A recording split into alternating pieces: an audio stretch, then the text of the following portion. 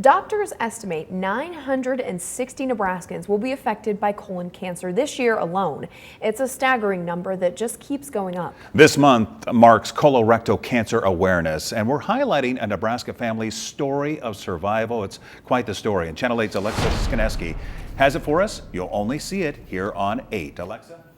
Yeah, that's right, guys. Colon cancer is considered the second deadliest cancer and affects millions of people, including a family in Gretna.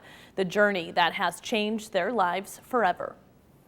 It was love at first sight for Eric and Nikki Oliva, and that love quickly grew into a family of 4. But life has tested them over the last few years after some life-changing news. Eric started getting weird symptoms in 2017. He noticed more frequent bathroom breaks and blood in his stool. I was losing enough blood every day that it was borderline anemic. I was just fatigued, just tired. Eric was later diagnosed in February of 2018 with stage 3 colon cancer at the age of 32. I lost it. I just broke down there in the exam room. It's like, no, there's no way.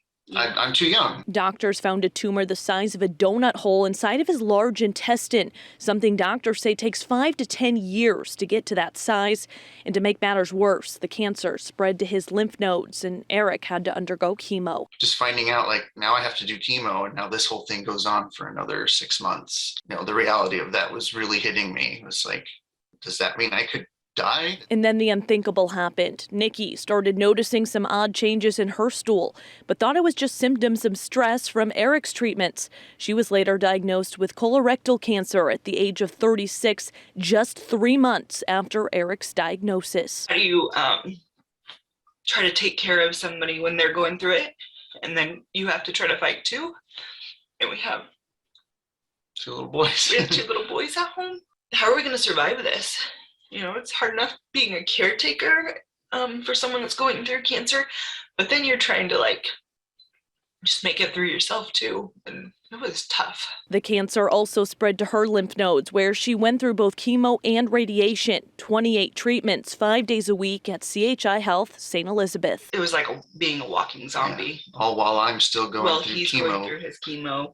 Every 2 weeks. Trying to take care of each other, cheer each other on, well, we take care of kids. After endless appointments and checkups, Eric and Nikki are considered survivors.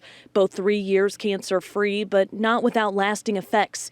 Nikki can no longer have children. Chemo and radiation took that opportunity away. But that's not stopping the Olivas from growing their family.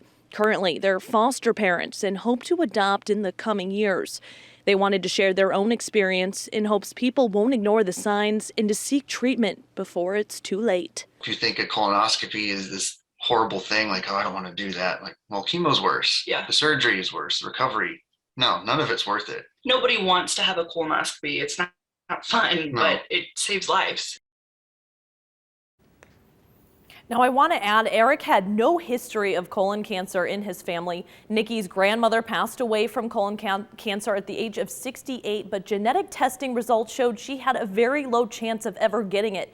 And by the way, today is Nikki's 40th birthday. Nikki, if you're watching this, I hope you have the best birthday ever. Happy birthday, Nikki, and thank the whole family there for sharing their story with you, Alexa.